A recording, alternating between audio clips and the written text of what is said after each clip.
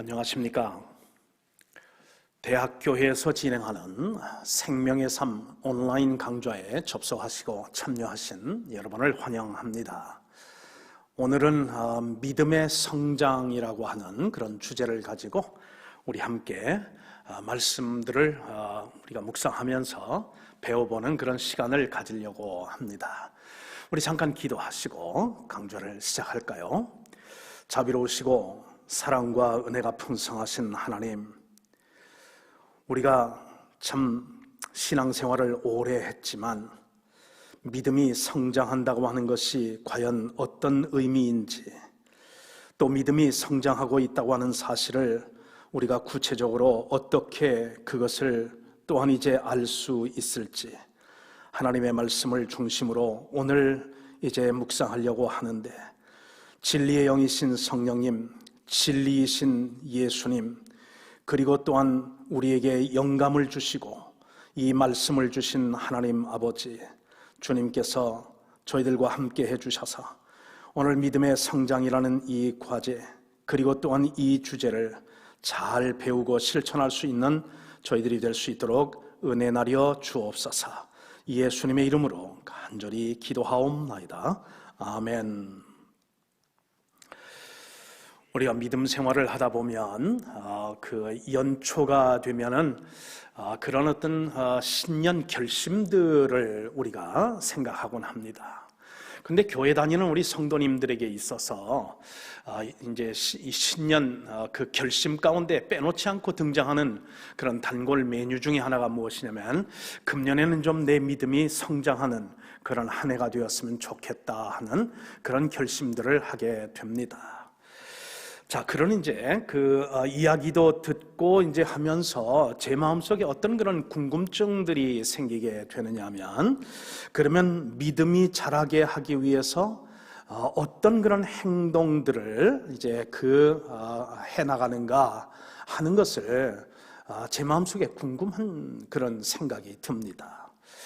자, 여러분, 가만히 있으면 믿음이 성장할까요? 우리가 신년 결심으로 올 금년 한 해는 우리가 믿음이 좀 성장했으면 좋겠다 하는 어떤 결심을 그렇게 갖게 되면, 그러면 자동적으로 우리 믿음이 성장을 하던가요? 교회를 오래 다니면 그러면 저절로 믿음이 성장을 하던가요? 꼭 그렇지는 않은 것 같습니다.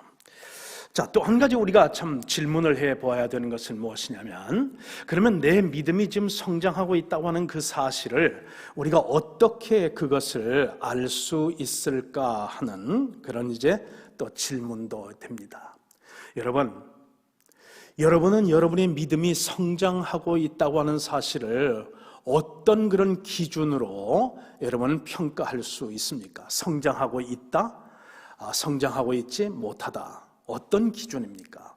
어떤 일들이 이제 나타나게 될 때 믿음이 성장한다고 이야기하고, 어떤 일들이 또한 일어나지 않을 때에 믿음이 성장하지 못하고 있다고 하는 그 기준이나 그것이 무엇일까요?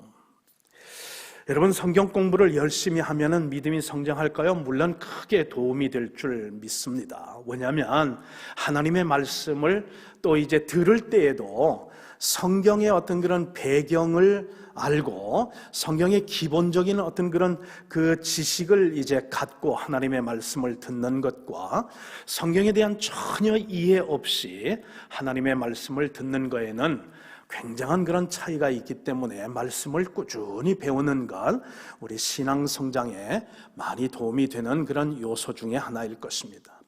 여러분, 이거를 기도를 이제 열심히 하면 그러면 우리 믿음이 성장한다고 이야기할 수 있을까요? 주일 예배를 꾸준히 참여하면 믿음이 성장하고 있다고 그렇게 우리가 말할 수 있을까요? 물론 그럴 수도 있을 것입니다. 그러나 여러분, 주일을 예배를 꼭 참여한다고 하고 우리가 기도를 한다고 해서, 그리고 성경을 공부한다고 해서 믿음이 자라는 것이라고 그렇게 이야기할 수 없는 그런 경우도 왕왕 있다 하는 것입니다. 왜 그런가 하는 것은 이제 차후에 우리가 잠시 후에 말씀을 드리겠습니다. 자, 여러분, 그러면 진짜 우리 믿음이 성장하는 것은 어떤 그런 모습일까요? 오늘 이제 이 스크린에 보면은 여러분, 네 가지의 그런 성경 구절들이 지금 여기 나와 있는데 제일 먼저 우리가 살펴볼 것은 고린도전서 3장 1절로 3절 말씀을 우리가 함께 찾아보면서 믿음이 성장한다고 하는 것, 그것은 어떤 모습인가 하는 것을 우리 한번 살펴보도록 그렇게 하겠습니다. 여러분, 저와 함께 고린도전서 3장 1절로 3절 말씀을 찾으셔서 제가 읽을 때에 여러분이 이제 묵독하시면 좋겠습니다. 형제들아, 내가 신령한 자들을 대함과 같이 너희에게 말할 수 없어서 육신에 속한 자 곧 그리스도 안에서 어린 아이들을 대함과 같이 하노라. 내가 너희를 젖으로 먹이고 밥으로 아니하였노니 이는 너희가 감당하지 못하였음이거니와 지금도 못하리라. 너희는 아직도 육신에 속한 자로다. 너희 가운데 시기와 분쟁이 있으니 어찌 육신에 속하여 사람을 따라 행함이 아니리요. 자, 여러분, 여기에 보면은 어떤 그런 이제 말이 나오냐면 어리다, 그런 말들이 나오죠. 3장 1절에 보면은 신령한 자들을 대함과 같이 너희에게는 말할 수 없어서 그리스도 안에서 어린 아이들을 대함과 같이, 어린아이라는 그런 이제 이야기가 나옵니다. 그런가 하면은 저주로 너희를 먹인다, 그런 말도 나오고요. 그 다음에 또 3절에 보면은 너희가 아직도 육신에 속한 자라, 그런 말도 나오고요. 그러면서 또 후반절에 보니 어찌 육신에 속하여 사람을 따라 행함이 아니리요. 하나님을 따라서, 예수님을 따라서 행함이 아니라 사람을 따라서 행함이라 라고 하는 이런 단어들에 우리가 주목을 하게 될 때에 사도 바울이 고린도 교회 교인들을 우리가 이제 또 이렇게 평가할 때 그 교인들에 대한 어떤 신앙의 그 믿음의 수준이 아직 어리다, 그리고 육신에 속했다, 그리고 사람을 따라서 행한다 하는 이런 이야기를 우리가 단어를 보게 될 때에 사도 바울이 고린도 교회의 교인들의 믿음의 어떤 그 성장의 수준을 평가할 때에 굉장히 낮게 지금 평가하고 있는 것을 우리는 볼 수가 있다 하는 것입니다. 왜 그렇습니까? 왜 지금 사도 바울은 고린도 교회의 그 교인들의 믿음의 수준이 아주 어린아이와 같고 육신에 속한 자 같고 그리고 사람을 따라서 행하는 그런 이제 사람들로 그렇게 평가하고 있는가 하는 것입니다. 그런데 만약에 우리가 말입니다, 우리가 이 고린도 교인들을 평가한다면 이 고린도 전서를 우리가 쭉 읽으면서 고린도 교인들을 평가한다면 우리는요, 어떤 평가를 하면 그들은 참으로 영적인 사람이고 그들은 하나님의 말씀을 따라 사는 사람이고 그들은 이제 성숙한 그런 믿음의 소유자라고 그렇게 평가할 수 있는데 그 이유는 어디에 있느냐 하면 여러분 고린도전서 1장 5절에서부터 7절까지에 있는 말씀을 보면 우리가 고린도 교인들을 평가한다면 굉장히 아마 높이 평가할 것입니다. 자, 제가 고린도전서 1장 5절에서 7절까지를 한번 읽어볼게요. 이는 너희가 그 안에서 모든 일, 곧 모든 언변과 모든 지식에 풍족하다 그랬어요. 6절에 그리스도의 증거가 너희 중에 견고하게 되어 그랬어요. 7절에 보니 너희가 모든 은사에 부족함이 없고 우리 주 예수 그리스도의 나타나심을 기다리는 사람이다. 여러분, 이러한 어떤 맥락에서 우리가 본다고 하면, 그렇다고 하면 여러분 고린도 교인들은 우리의 기준으로 본다면 그들은 전도도 열심히 하고 성경도 많이 아는 사람이고 그리고 또한 아울러서 그리스도에 관한 증언이 여러분 앞에 견고하게 자리 잡았다 하는 말씀을 볼 때에 그들은 구원의 확신을 가지고 그렇게 살아가는 사람이고 은사가 다양한 그런 은사가 있는 사람이라고 하니 방언도 말하고 그 다음에 또한 예언도 말하고 병을 고치는 그런 이제 은사를 그거를 이제 활용하고 있으니 영적인 체험이 많은 그런 사람이고 또한 그리스도의 나타나심을 기다리면서 믿음 생활하는 사람이니까 여러분 모든 인생의 모든 것을 정말 재림하시는 예수 그리스도 그 사건에 두면서 그렇게 신앙생활을 하고 있으니 우리의 기준대로 그들을 평가한다고 하면 그들은 영적인 사람이요 그리고 또한 그들은 아울러 어른인 사람이고 그들은 또 세상을 따라서 하는 것이 아니라 하나님의 말씀을 따라서 하는 사람이다. 그래서 높이 평가하고 믿음이 성장한 성숙한 사람이다. 그렇게 하는데 그런데 바울의 평가는 무엇이냐면 첫 번째 보니까 여러분 육에 속한 사람들이다. 고린도 교회 사람들은 육에 속한 사람들이다. 그리고 두 번째 보면은 어린아이와 같다. 이제 이렇게 평가를 하고 있습니다. 그리고 사람을 따라서 행한다. 하나님을 따라 행하는 것이 아니라 사람을 따라서 행한다. 그런데 여러분 이렇게 낮게 평가하는 그 기준이 사도 바울에게는 있는데 왜 그러냐면 바울의 기준은 우리의 기준하고 다른데 여러분 바울의 어떤 그런 보는 기준과 우리가 보는 기준이 있다면 누구의 기준이 더 옳은 기준일까요? 아무래도 이제 바울이 보는 그런 기준이 더 중요하고 그럴 것 같은데 여러분 거기에는요 왜 그렇습니까? 그 이유를 사도 바울은 어디에서 하느냐면 여러분 이게 보니까 그들 가운데는 시기와 싸움 즉 시기와 분쟁이 있기 때문에 그렇다라고 지금 사도 바울은 말하는데 3절에 보니 너희는 아직도 육신에 속한 자로다 너희 가운데 시기와 분쟁이 있으니 시기와 다툼과 싸움이 너희 가운데 있기 때문에 그래서 사도 바울은 이분들이 영적인 은사도 갖고 있고 그리고 구원의 그런 어떤 확신도 갖고 있고 그러면서 또한 이제 성경 지식도 많고 그러면서 재림신앙으로 무장한 사람들이지만 그러나 그들을 육에 속한 사람이고 어린아이라고 평가하면서 그렇게 하는 이유는 뭐냐면 그들 가운데 시기와 싸움이 있기 때문에 그렇다라고 그렇게 지금 평가를 하고 있다는 사실을 우리는 주목할 필요가 있다는 것입니다. 자, 여러분 왜 지금 시기하고 싸움이 일어날까요? 여러분 교회 안에서 시기하고 그렇게 이제 다툼이 일어나고 싸움이 일어나고 분쟁이 일어나는 이유는 무엇일까요? 물론 우리가 인격이 모자라고 또 그러면서 우리가 참지 못하고 하는 등등 여러 가지 이제 이유를 우리가 이야기할 수 있지만 여러분 교회 안에서 분쟁과 그 다툼이 일어나는 그 가장 중요한 근본 원인은 뭐냐면 우리가 이 자존심 때문에 그렇다 하는 것입니다. 우리의 그 어떤 이고가 있다는 것이죠. 이 자존심. 결국은 이 이고 프로블럼, 이 어떤 그런 자존심이라고 하는 이거, 여러분 이건 긍정적인 면에 있어서는 자기를 셀프 리스펙트하는 그런 것인데 오늘 이 본문의 이 컨텍스트에서는 여러분 부정적인 의미에서의 그런 자존심을 말하게 되는 거죠. 여러분 이런 예를 들면 이러는 거죠. 이제 부인이 이제 음식을 가져다가 테이블에 남편에게 이제 주는데 그냥 공손히 이렇게 그런 내려놓는 게 아니라 턱 그냥 그 테이블에 놓고 그 다음에 돌아서서 이제 다른 일을 한다고 하면 남편이 좀 자존심이 상하는 거예요. 그래서 아니 남편 앞에다 이렇게 음식 그릇을 내 던져도 되는 거요 라고 그러면서 자존심 상해서 뭐라고 이제 한마디를 합니다. 그러면 또 부인이 그 얘기를 받아가지고 자존심이 상해가지고 아니 지금 그럼 당신 나한테 지금 뭐 이렇게 반말을 해도 되는 거예요 라고 하면서 또 그러면서 자존심 상해가지고 그래서 비록 조그만한 그런 일이지만 그런 일로 인해서 결국은 이제 다툼이 일어나고 그리고 싸움이 일어난다 하는 것이죠.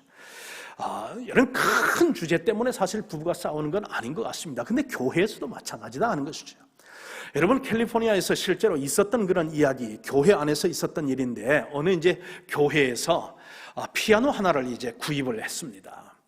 그런데 그 교회당이 그렇게 넓은 그런 이제 공간이 아니고 더군다나 이제 강대상이 있는 그런 이제 이 무대 위에는 그렇게 넓은 공간이 아니어서 그래서 이 피아노를 어디다가 이제 배치하느냐, 놓느냐 하는 가지고 두 분 이제 교회 중직자 간에 의견이 좀 갈렸습니다.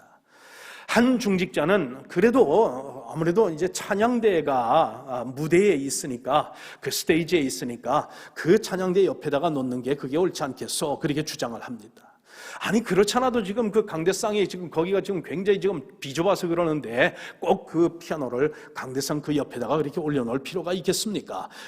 아래 내려놓읍시다. 아래 놓고도 얼마든지 찬양을 할 수가 있습니다. 그런데 이런 가운데서 두 사람의 어떤 중직자 간의 자존심의 어떤 대결이 붙게 되고, 장로님 두 사람의 어떤 그런 이제 이 자존감 대결이 그런 집사들에게도 또한 이제 영향을 미쳐서 집사들이 또한 의견이 갈라지고, 그리고 또한 그 모습을 바라보면서 교인들이 그래도 성가대 옆에 그래도 그 피아노를 놓는 게 좋겠지. 뭐 협소한데 거기까지 올라가 밑에도 놔도 충분히 찬양할 수 있는데, 그러면서 교인들도 의견이 갈라져서 결국은 여러분 이 피아노 한 대 생긴 이 일로, 그리고 피아노를 어디다가 배치하느냐 하는 그 일로 인해서 그 교회가 둘로 갈라지게 됐다는 실제 있었던 사건, 제가 여러분에게 말씀을 드립니다. 그런데 참 아이러니는 뭐냐면, 그래서 이제 한 그 중직자가 교인들, 자기를 따르는 그런 사람들을 데리고 나가서 이제 뭐 또 옆에다가 교회를 차렸겠죠. 그리고 이제 세월이 한 5, 6년 지나가지고 이 두 분 장로가 여러분 만났어요. 어디서 만나냐면 한인 그로서리 식품점에서 만났는데, 서로 뭐 5, 6년 만에 만났으니까 뭐 반갑기도 하고 또 그런가 하면은 또 좀 어색한 그런 이제 모습도 없지 않아 있지 않습니까? 그래서 뭐 그동안 잘 지내느냐고 서로 인사를 이제 한 후에 한 분이 이런 얘기를 한 거예요. 당신이 그때 그 위에다가 올려놓자고 그랬어? 아니면 아래다가 내려놓자고 그렇게 했어? 여러분 5, 6년 지나니까 여러분 왜 싸웠는지, 왜 그렇게 언성을 높였는지 그 이유도 사실은 잊어버릴 정도의 그런 하찮은 일인데, 우리의 이 자존감 때문에 그것이 다툼이 생기고 분쟁이 생기고 그리고 싸움이 일어났는데, 여러분 우리 어떤 그런 이고 문제, 이 자존심의 이 문제가 결국은 이제 이 고린도 교회도 있었는데, 그 자존심 문제가, 그 자존심이 그게 무너지고 그것이 깨어지고 그것이 또한 이제 아울러서 우리가 해결되지 않는다면, 여러분 결국은 우리의 믿음은 어린아이와 같고, 그리고 또한 육신에 속한 사람이고, 하나님을 따라서 하는 것이 아니라 사람을 따라서 행하는 그런 자가 되어 결국은 우리의 믿음의 수준은 결국은 어린아이의 수준에 머물 수밖에 없다는 것이 오늘 사도 바울이 지금 고린도 교회에 이야기하는 그런 이제 핵심이다 하는 것입니다. 여러분 교회에서 열심히 일한다고 믿음이 성장하는가요?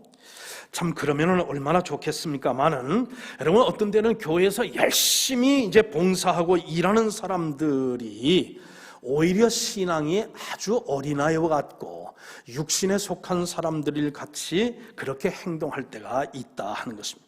여러분 열심히 일하는 것이 결국은 신앙이 성장되고 그리고 믿음이 성숙한 그런 것은 아니라고 하는 것이죠. 어떤 면에서 내 이고가 나가고 내 자존심을 내세우고 그래서 자아를 주장하게 되다 보면 오히려 열심히 나면 날수록, 열심을 내면 낼수록 결국은 문제가 일어나고 결국은 다른 사람에게 상처를 주는 경우도 교회 안에서 왕왕 있는 일이다 하는 것입니다.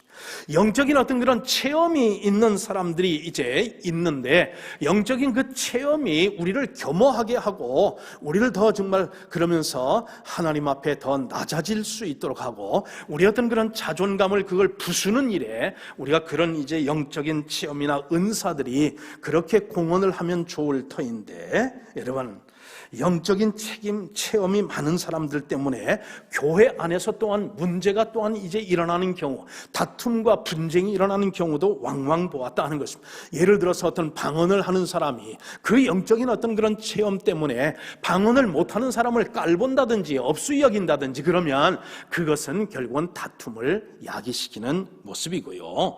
그런 어떤 병 고치는 어떤 기도의 어떤 그런 능력이 있는 어떤 그런 이제 영적인 체험을 갖고 있는 사람이 어떤 다른 사람에게 병 고치는 은사가 없는 사람들에게 병도 고치지 못하면서 하면서 그렇게 깔본다고 한다면, 차라리 그 영적인 체험이 여러분 교회의 분쟁과 그리고 투쟁을 이루게 된다고 하면, 그러한 모습, 나의 어떤 그런 영적인 그 은사와 그 영적인 그 체험이 나를 더 낮추고 나를 더 겸허하게 하고 다른 사람을 나보다 더 낮게 여기는 그런 어떤 그런 모습으로 그렇게 나타나지 않고 오히려 그것 때문에 다른 사람을 업수 여기고 그러면서 또한 무시한다고 하고 자기의 어떤 그런 이제 그 주장만 옳다고 그렇게 나타나게 된다고 하면 여러분 그것은 여러분 어린아이와 같은 모습이고 그리고 육에 속한 사람이고 하나님의 말씀을 따라 행하는 것이 아니라 사람을 따라서 하는 그런 어린아이와 같은 모습이라고 사도 바울은 지금 평가를 하고 있는 것입니다. 여러분 성숙한 교회의 그런 분위기는 어떤 것일까요?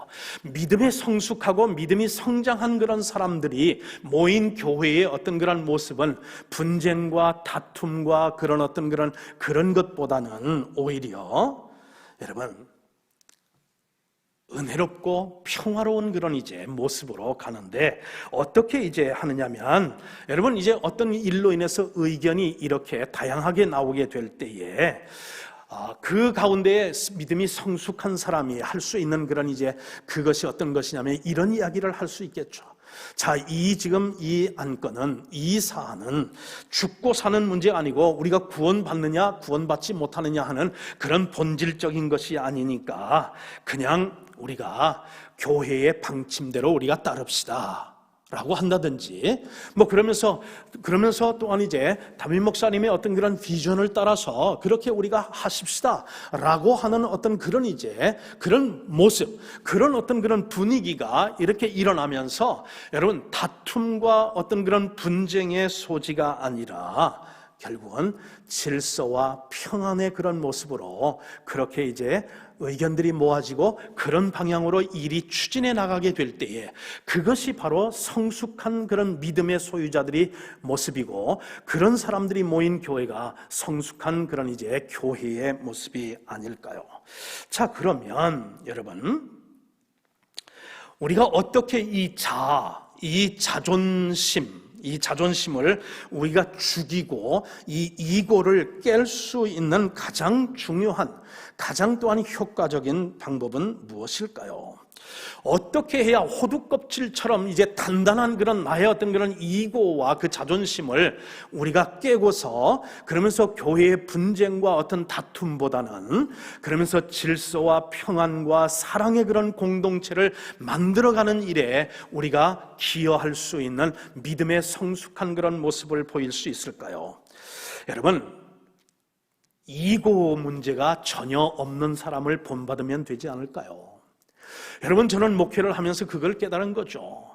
여러분 우리가 성경 공부를 열심히 하는 것도 중요하고 기도를 열심히 하는 것도 중요하고 그러면서 또한 봉사를 열심히 하는 것도 중요하고 그러면 교회 봉사를 열심히 하는 것도 다 중요하지만 그러나 더 중요한 것은 뭐냐면 우리의 이 자존심, 우리의 깨어지지 않는 이 호두껍질처럼 단단한 이 이고를 그것을 부셔야 되고 그것을 또한 이제 눌러야 되고 그것을 죽여야 되는데 결국은 우리의 이 자존감, 자아를 죽일 수 있는 가장 중요한 방법은 뭐냐면 이고 문제가 전혀 없는 사람을 우리가 본받으면 되는데 여러분 이고 문제가 없는 분 누구일까요? 바로 우리가 믿는 예수님 아닐까요?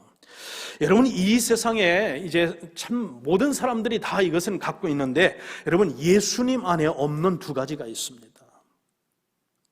이 두 가지 없는 것 때문에 예수님은 이고 문제가 없죠. 자존심 문제 어떤 그런 것 때문에 여러분 분란을 일으키는 일은 우리 예수님은 없으셨어요.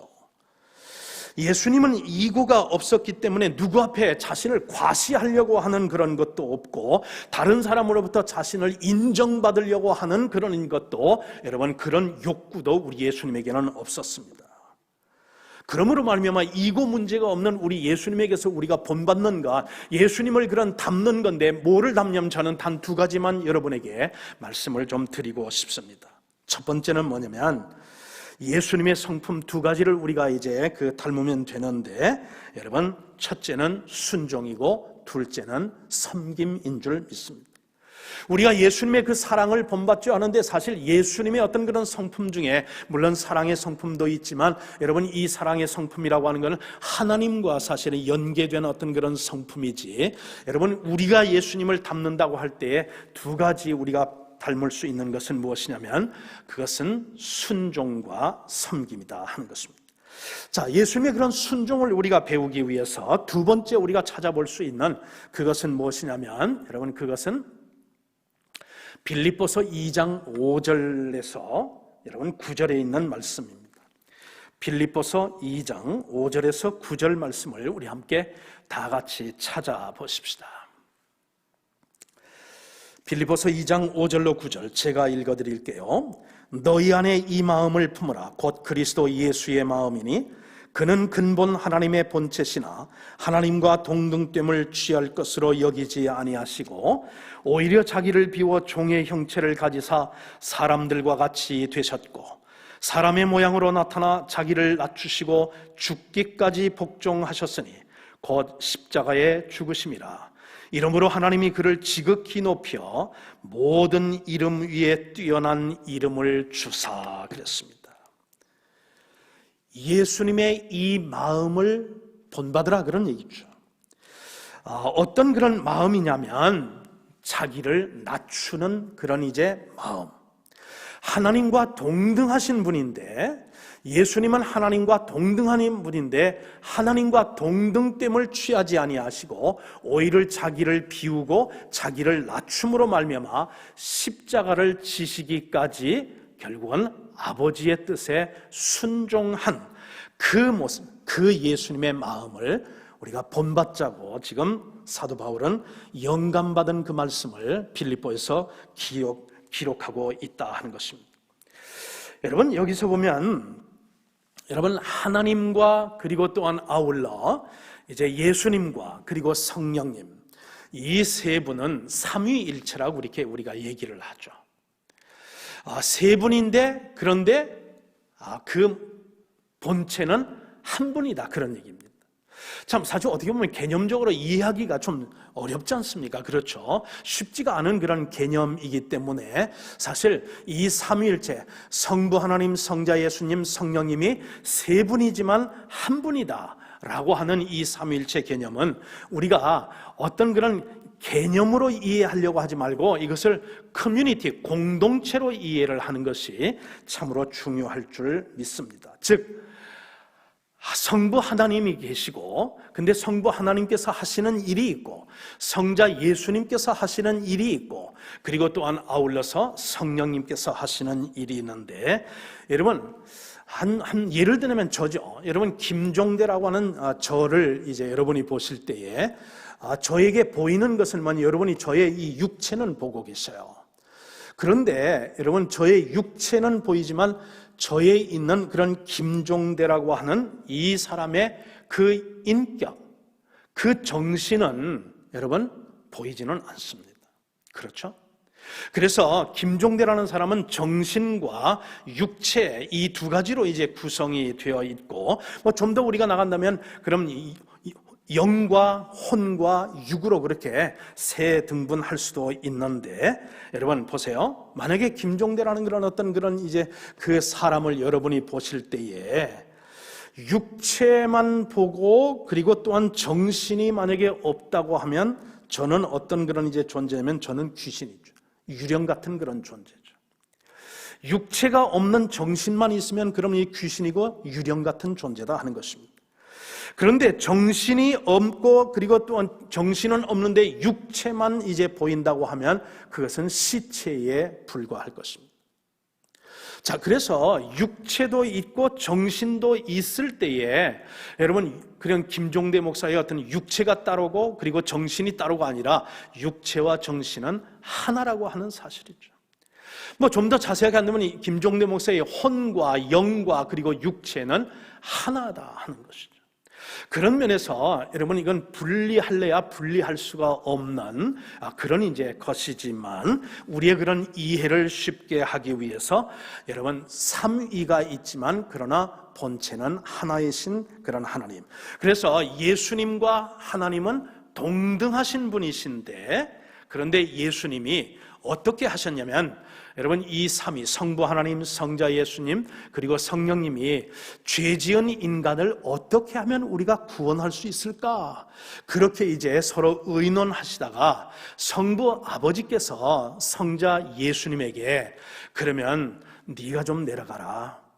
네가 사람같이 그렇게 되어서 사람의 모양이 되고 사람이 살고 있는 저 지구로 내려가서 사람들과 같이 되고, 그러면서 사람들과 같이 그렇게 시험도 당하고 그러면서 십자가를 져라. 여러분, 그러면서 그렇게 제안을 했을 때에 우리 예수님께서는 그 사람으로 태어난다는 것, 그리고 천상을 버리고 지상으로 내려간다는 것, 그리고 또한 사람과 같이 지상에서 산다는 것, 그것이 어떤 것인지를 너무도 우리 예수님께서는 잘 아셨음에도 불구하고 아버지의 뜻을 거절하지 아니하고 그 아버지의 뜻을 수용하고 그것을 받아들이고 그것을 순종한 그 마음, 그 예수의 마음을 본받으라 지금 사도 바울은 말하고 있는데, 여러분, 하나님이 인간이 되셔서 인간들이 살고 있는 이 지구상에 온다는 일이 얼마나 어렵고 그리고 또한 불가능한 일인지 우리가 알아야 될 것 같아요. 여러분, 예수님에게도 이것은 쉬운 일은 아니었을 거라고 저는 생각합니다. 쉬운 일도 아니고 어려운 일이고 정말 거의 불가능한 일이지만 아버지의 소원이니 아버지의 그 소원을 이루어드리기 위해서 자기의 뜻을, 그것을 이제 억누르고 자기의 어떤 그런 그 이고 그것을 또한 아울러서 그것을 부시고 그러면서 아버지의 뜻에 순종하고, 그리고 이 지상으로 오셔서 그러면서 온갖 고초와 고뇌와 그 고통을 그것을 겪으시면서 그러면서 우리의 구원을 이루신 그 예수님, 그 마음, 그 순종의 그 마음을 본받으라고 그렇게 말씀을 하는데요. 여러분, 인간이 당하는 그런 모든 고뇌와 모든 그런 고통을 예수님께서 다 경험하셨잖아요. 죽음을 경험하셨죠. 고통하셨죠. 배고픔과 그리고 외로움과 배신과 그리고 또한 조롱과 희롱과 그리고 채찍질과 못박힘과 그리고 또한 목마름과 이런 모든 것들을 우리 예수님께서 다 그것을 경험하셨는데 어디까지 그것을 아시면서도 순종하셨냐면 십자가에 달려 죽으시기까지 순종하신 그 예수님의 모습을 이제 본받으라고 사도 바울은 우리에게 도전을 주고 있는 것입니다. 여러분, 하나님의 어떤 그런 대표적인 어떤 그런 이제 속성을 말하면 하나님의 대표적인 그런 어떤 속성은 사랑이죠. 독생자까지라도 아끼지 아니하고 우리의 구원을 위해서 이 땅에 보내어 주신 아버지의 측량할 수 없는 그 사랑의 속성. 그런데 예수님의 어떤 그런 대표적인 어떤 그런 성품의 그 속성을 이야기한다면 저는 그것은 순종이라고 저는 이제 확신을 합니다. 자, 그러니까 우리가 이제 예수님을 본받고 예수님을 닮으려고 하면 제일 먼저 우리가 이제 연습하고 그러면서 또한 이제 노력하고 기도해야 될 것은 뭐냐면 이고 문제를 전혀 갖고 있지 않았기 때문에 다른 사람 앞에서 자기를 과시할 필요도 없고 다른 사람에게 인정받으려는 어떤 욕구도 없이 아버지의 뜻에만 순종하여 그래서 십자가 지신, 그러면서 자신을 낮추고 이 지상으로 오신 예수님의 그 순종을 우리가 담는 일을 우리가 연습을 하고 그것을 또한 이제 본받기 위해서 구체적으로 노력을 한다고 하면 그것이 바로 믿음이 성장할 수 있는 지름길이다 하는 것입니다. 여러분이 이고와 자존심이 높은 사람이 제일 못하는 것이 뭐냐면 그것이 무엇일까요? 여러분, 이고 문제로 가득 찬 사람, 자존심 문제로 가득 차 있는 사람이 못하는 것이 있는데 그것이 뭐냐면 순종을 못한다 하는 것입니다. 누가 무슨 얘기를 하면 꼭 토를 답니다. 누가 무슨 의견을 내면 자기 의견을 꼭 거기다가 붙입니다. 그리고 누가 어떤 그런 견해를 얘기하면 자기의 견해를 거기다가 꼭 덧붙여야만 그래야 속성이 풀리는 그런 일로 인해서 어떤 때는 이제 문제가 생기고 어떤 때는 분쟁이 생기고 다툼이 일어나는 그런 경우, 그래서 이고 문제가 있고 그리고 자존심 문제가 해결되지 않는 사람이 못하는 게 뭐냐면 그것은 순종을 못한다 하는 것입니다. 자, 그러면 구체적으로 우리가 예수님의 그런 어떤 마음을, 우리가 순종의 그 마음을 우리가 어떻게 그것을 해야만 우리가 그것을 연습할 수 있고, 그러면서 그 연습을 통해서 그래서 우리의 믿음이 성장할 수 있을까요? 여러분, 우리가 이 일을 위해서 한 가지 볼 것이 있는데, 그것이 무엇이냐면 순종인데요. 여기 한번 보십시다. 성경에 제가 이것을 읽지는 않겠습니다. 그런데 여러분, 에베소서 6장 1절을 보면 우리가 순종해야 할 대상들이 성경의 여러 군데에 다양한 모습으로 우리가 이제 그 순종을 연습하고 훈련받아야 하는 그런 이제 것이 나오게 되는데, 자녀들은 부모에게 순종을 프랙티스하고 배우라는 거죠.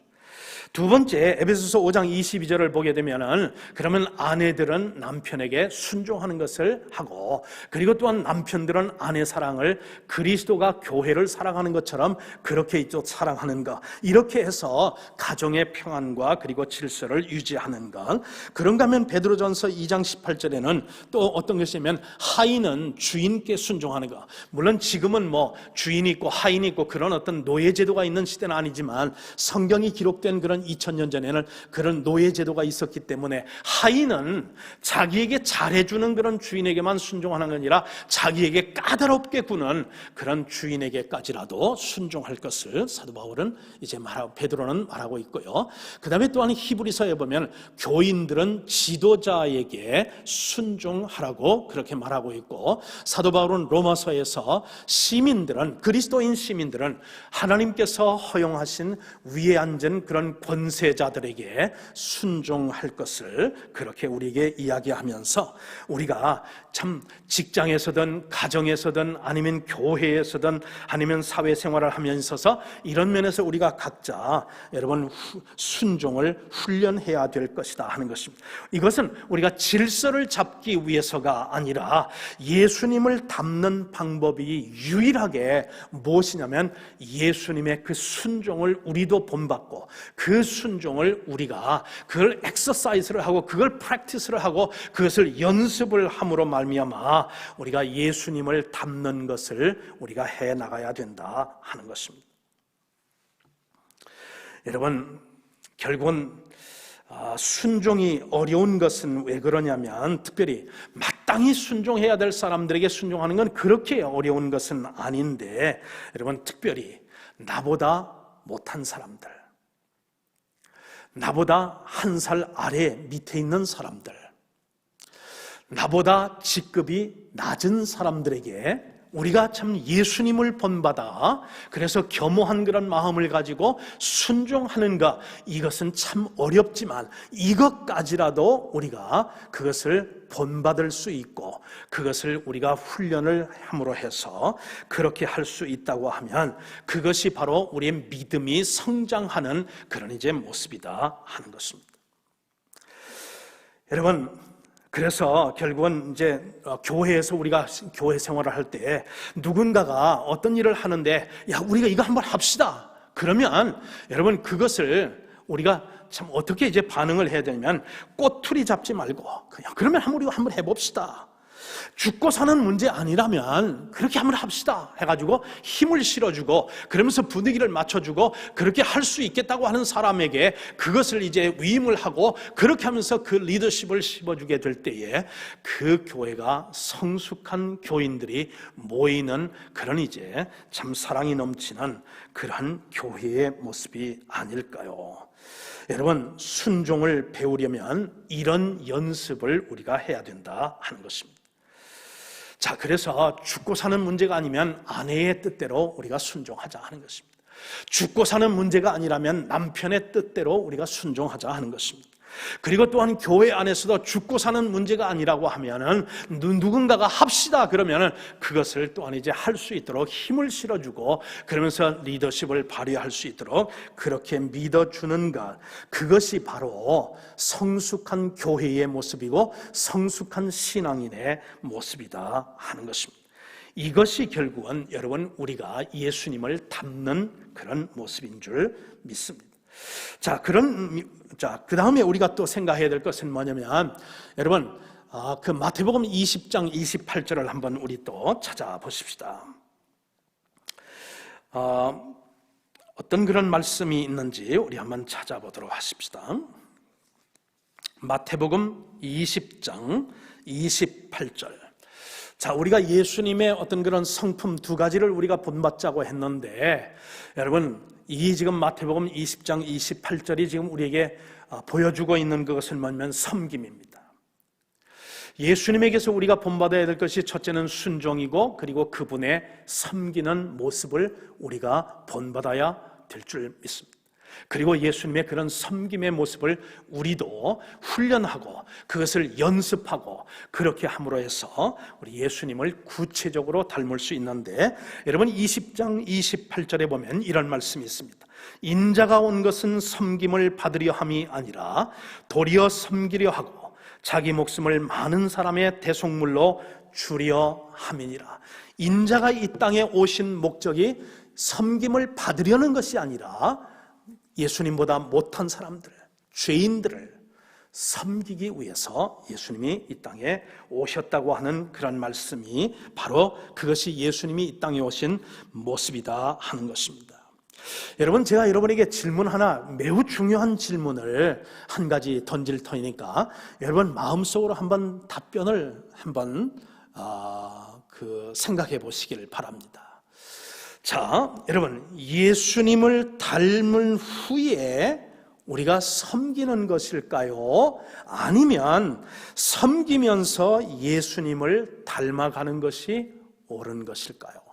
어느 것이 더 옳은 것일까요? 어느 것이 더 성경적인 것일까요? 그리고 어느 것이 더 실현 가능성이 있을까요?